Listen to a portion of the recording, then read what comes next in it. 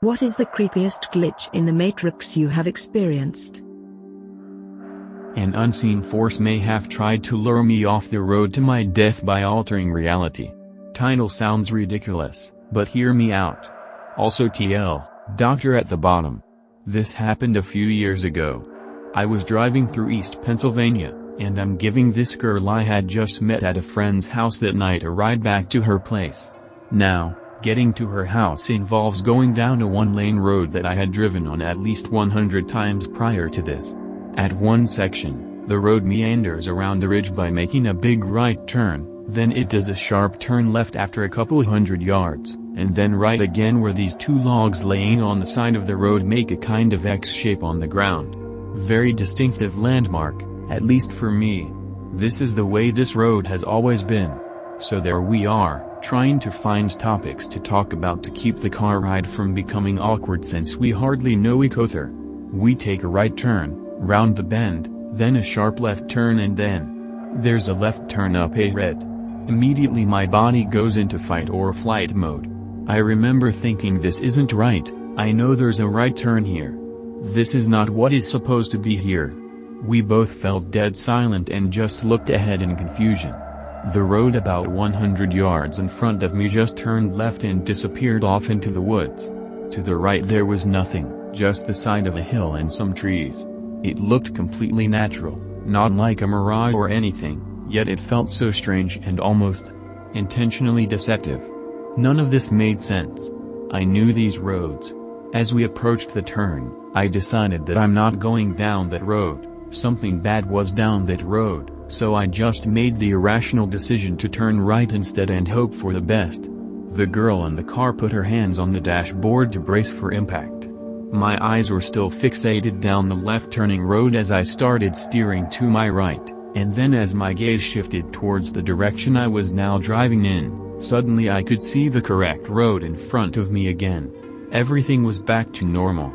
I looked in the rear-view mirror and sure enough, the left-turning road was non-existent. My hands felt icy cold and I was physically shaking. I pulled over to my right and just sat there in silence.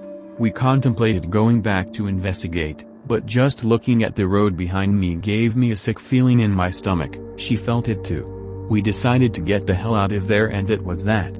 I was very hesitant to go down that road again and avoided it the best I could after that. But a few weeks or months later I decided to go back in the daytime and check it out. I pulled over at the right turn spot, got out of my car and walked around the area. This is the part that really freaks me out. I quickly found out that on the left side of the road, obscured by some thick underbrush, was a very steep, rocky cliff that dropped off maybe 200 to 250 feet into a ravine. The phantom road would have taken me directly through a clearing in between two trees that lead straight over the cliff. If I had chosen not to follow my gut and drove down that road, there's a very, very good chance that we would have been seriously injured or killed. Apparently several people have crashed in that area by driving down into the ravine. Might just be coincidence, by who knows. I don't know what to make of this event. If I were alone I'd be more willing to write it off as a hallucination or trick of the eye, but I wasn't alone. She saw the same thing I did. I wasn't intoxicated, although my passenger was a bit buzzed if I remember correctly. I've also never experienced anything out of the ordinary in my entire life other than this. Has anyone heard of something similar before? TL, Doctor. While driving on a road I've been on many times, the road appeared to turn left at a spot where I was dead certain it was supposed to turn right. I trusted my gut and turned right instead, and the road essentially shifted back to normal. The side of the road that the phantom left turn was on boarded a steep cliff with a river at the bottom. If I had turned left it would have led me straight off the cliff, over a bunch of jagged rocks, and into the river below. I was suddenly much taller than normal. This happened a few days ago. My husband and I were at home. Neither of us were intoxicated etc., just a normal evening. For reference, I'm 5 feet 8 inches and my husband is 5 feet 7 inches. We've been together for years and know very well what the other looks like head on. I had gone to the kitchen to make a sandwich, and something felt off. I wasn't sure what until my husband asked if I was taller than usual. I was flat-footed and barefoot, but realized my viewpoint was as if I was on my tiptoes. I could see the top of the fridge, and my hips were above the kitchen counter. I turned to face my husband and he seemed much shorter to me than usual. Our eyes are usually pretty close to even, but they seemed much lower than mine. He says he felt like his height didn't change at all, just mine. Understandably, we were both freaked out and were wandering around our apartment trying to figure out what was going on. Suddenly, everything felt right again and I returned to the kitchen. I could no longer see the top of the fridge and the counter was back even with my hips. My husband returned, and both of us looked right again to the other. It was like once we couldn't see each other anymore, it fixed itself. I've heard of Alice in Wonderland syndrome before, but for it to happen where someone else can see it seems impossible. Has anyone else experienced anything like this or have any ideas? I believe I may have been a glitch for someone else. This happened between fall 2006 and spring 2007 while I was a student at University of Illinois at Urbana, Champaign. I was riding the bus from God knows where to wherever the fridge and found a lanyard with keys on the floor. I was the only one on the bus and we were in motion when I saw the keys, so there was no one to shout after or chase to find the rightful owner of these lost keys. As I looked at the keys, I noticed a store card for the Illini store, which was one of the bookstores on campus. I had one of those cards myself and I remember giving my name when I signed up for the card. I took a shot in the dark and got off the bus by the quad. I walked down to 6th Street and went to to see if I could get the name associated with the card. I fed the store clerk a load of bullshit and got the name. I didn't recognize the name at all, but I had an idea. I went back to my dorm room at Florida Avenue Residence, in the Oldsby building. I walked up to the 3rd floor and went to my room. I sat at my computer and logged into Facebook and typed in the name. Sure enough, the dude popped right up. This was in the early days of Facebook when people would post a lot of information about themselves on their profiles. This was also before you could privatize your profile. As was the style at the time, his address and room number were posted. He lived on the 5th floor of Oglesby. What a convenience. I hoved it up a couple flights of stairs and walked to his room. I knocked on the door and waited. No answer. I knocked again. No answer. I jiggled the knob and it was unlocked, so I cracked the door and said hello. No answer. I opened the door more and noticed some guy napping on one of the 2 beds in there. I tossed the keys on the desk, closed the door, and walked away. Back to my room I went. I can only imagine that this dude came back to his room pissed that he lost his keys. Also pissed that he'd have to pay to get his room rekeyed, as was the policy for losing your dorm room keys, and it was $50. Ask how I know. How confused and freaked out was he when his keys were on his desk? Maybe he was the dude napping on the bed. No one saw me drop off the keys and there wasn't an easily conceivable way to identify the owner of the keys, let alone where the owner lived, and least of all having keycard access to the building. I was the glitch in this guy's matrix. Edit, announcer guy, read my story. Show him some support. I met my future self? Maybe? Backstory: this is important later. For about 9 months or so I was planning to move to California last September. Plans fell through due to financial reasons and other opportunities had come my way. This happened to me while I was at work closing, so I was completely alone. A customer came in. He was maybe in his early 60s. I'm 21. I wouldn't say he looked like me, but he was definitely dressed similar to me, and that's how I'd expect myself to dress at that age. Kinda old man surfy SoCal vibes. But this guy says, "Man, I need some caffeine. I know it's late, but I've been consuming that stuff daily since I was a little kid." I told him me too. Since I was about 8 I started drinking coffee, which is a fact about me. This guy continues to talk about how he loves the music I was playing in the store, etc. Then out of the blue this guy says, "So I have to ask, why'd you choose not to move to California?" I did not mention California to this man at all. I have never met this man, I don't know who he is or how he knew. None of my co-workers, or really anyone beside my family, knew about my plans for California.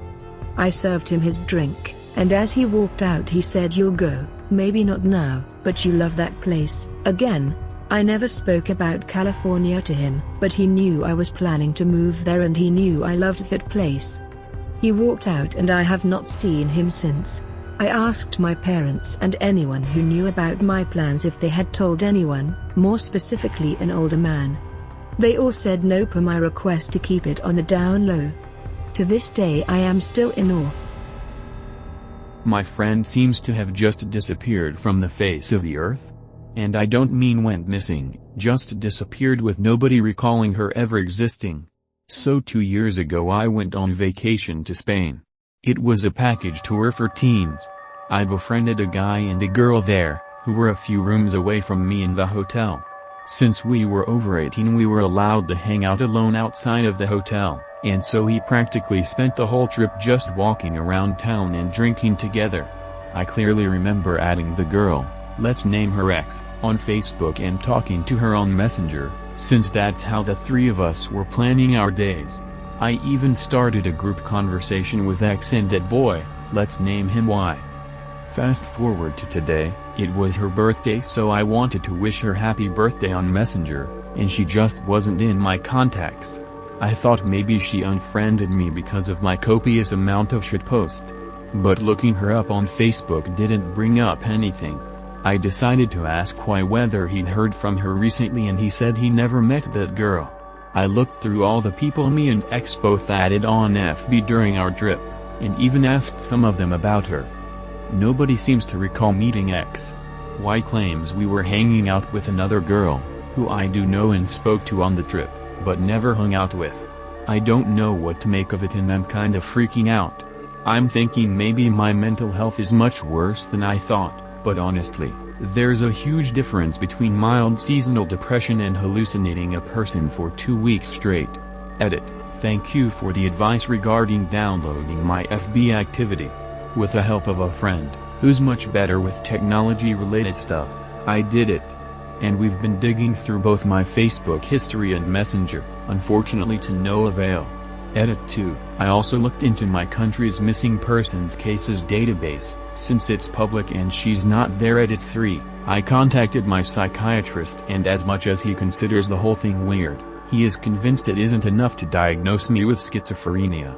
In fact, he claims I definitely don't have schizophrenia.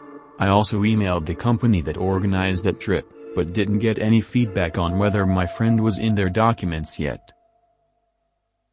I remember a family member committing suicide, but he is now alive. Hey. This is my first post on Reddit. I recently discovered this sub, and as I have been reading stories, I realized that this is a great place to post this story. If I am wrong, please remove it. Back in the early 2000s, I remember vividly my mom telling me that my cousin Jay had shot and killed himself. I remember it being a big deal because he had a few kids and they were concerned if the mothers would still let my aunt and uncle see them. He has 3 baby mamas. We all talked about how bad we felt for his kids. Fast forward to a year ago. I got a call from my mom. She starts telling me all about how Jay was engaged and getting married. She wanted to take my kids to get a dress. I was so confused. I kept thinking to myself, I thought he died? I just kind of went with it so I didn't sound like a complete jerk and delusional, but I was going through some mental confusion badly. I remember he died. After that call, all of a sudden Jay is around all the time. At family gatherings, etc. I never said anything to anyone, but I have been horribly weirded out by this memory. He hasn't been around at all since I remember he died. I hadn't seen him or heard his name for 15 or more years. All of a sudden, he is just there, alive. I seem to be the only one who is confused. I finally said something to my mom last night after reading stories here and deciding I should see if anyone else has this memory. She had no idea what I was talking about and now probably thinks her daughter is losing her mind. This is really bothering me and I can't understand why I have this memory and he is just around now. It is very creepy to me. Edit. I was finally able to talk with my sisters last night. I told them about my memory of Jay shooting himself. They all looked at me in surprise. None of them have this memory. We all convinced my mom to call our uncle, Jay's dad, and my mom's brother, to casually ask about Jay's whereabouts the last 15 years.